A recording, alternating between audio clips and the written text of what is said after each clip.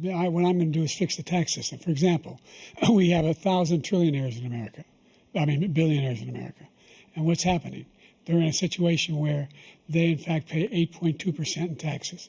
If they just paid 24%, 25%, either one of those numbers, they'd raise $500 billion, I should say, in a 10-year period.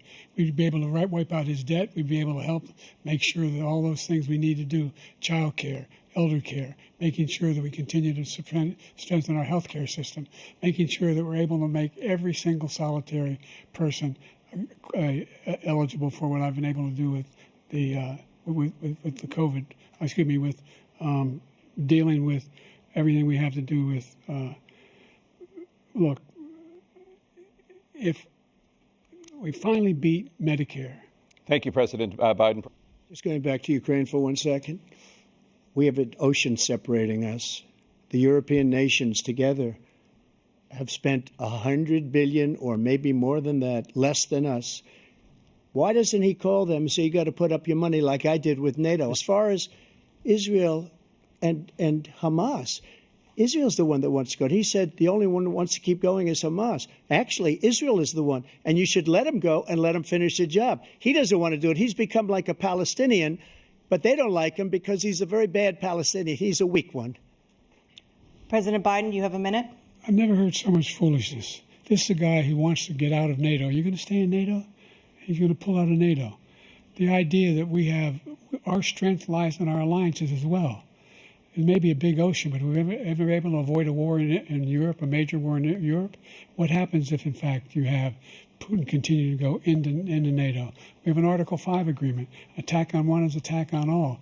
You want to start the nuclear war he keeps talking about, go ahead. Let Putin go in and control Ukraine and then move on to Poland and other places. See what happens then. He has no idea what the hell he's talking about. After a jury convicted you of 34 felonies last month, you said if reelected, you would, quote, have every right to go after, unquote, your political opponents. You just talked about members of the Select Committee on January 6th going to jail. Your main political opponent is standing on stage with you tonight. Can you clarify exactly what it means about you feeling you have every right to go after your political opponents? Well, I said my retribution is going to be success. We're going to make this country successful again, because right now it's a failing nation. My retribution is going to be success. But when he talks about a convicted felon, his son is a convicted felon at a very high level. His son is convicted, going to be convicted probably numerous other times. Should have been convicted before, but his Justice Department let the statute of limitations lapse on the most important things. But he could be a convicted felon as soon as he gets out of office. Joe could be a convicted felon with all of the things that he's done. He's done horrible things. The idea that I did anything wrong relative to what you're talking about is outrageous. It's simply a lie, number one. Number two, the idea that you have a right to seek retribution against any American just because you're president is wrong. It's simply wrong. No president's ever spoken like that before. No president in our history has spoken like that before. Number three, the crimes that you are still charged with, and think of all the civil penalties you have. How many billions of dollars do you owe in civil penalties? President Biden, you would be 86 at the end of your second term. How do you address concerns about your capability to handle the toughest job in the world well into your 80s? Well, first of all, I spent half my career being criticized as being the youngest person in politics. I was the second youngest person ever elected to the United States Senate, and now I'm the oldest. This guy's 3 years younger and a lot less competent. I think that just look at the record. Look at what I've done. Look how I've turned around the horrible situation he left me. As I said, 15 million new jobs, 800,000 manufacturing jobs, more investment in America, over billions of dollars in private investment in enterprises that we are growing. Former President Trump, to follow up, you would be 82 at the end of your second term.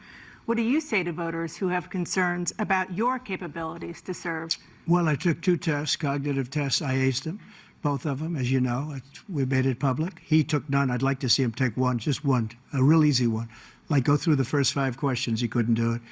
But I took 2 cognitive tests. I took physical exams every year. And, you know, we knock on wood wherever we may have wood, that I'm in very good health. I just won 2 club championships, not even senior, 2 regular club championships. To do that, you have to be quite smart, and you have to be able to hit the ball a long way. and I do it. He doesn't do it. He can't hit a ball 50 yards. He challenged me to a golf match. He can't hit a ball 50 yards.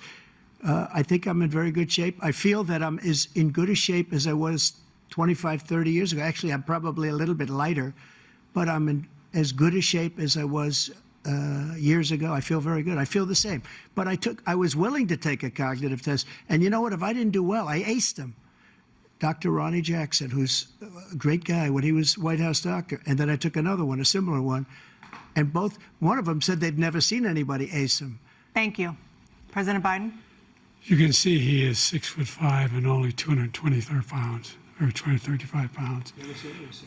Well, you said 6'4", 200. Well, anyway, that's what anyway, just take a look at what he says he is and take a look at what he is. Look, I'd be happy to have a driving contest with him. The reason I got my handicap, which when I was vice president, down to a 6. But by the way, I told you before, I'm happy to play golf if you carry your own bag. Think you can do it? That's the biggest lie. He's a 6 handicap of all. I was an 8 handicap. Yeah. 8. Never. But I have, you know how many? I've seen you swing. I know you swing. Hey, let's not not act like children. President Trump, we're going to 21 turn. Let's not act like children.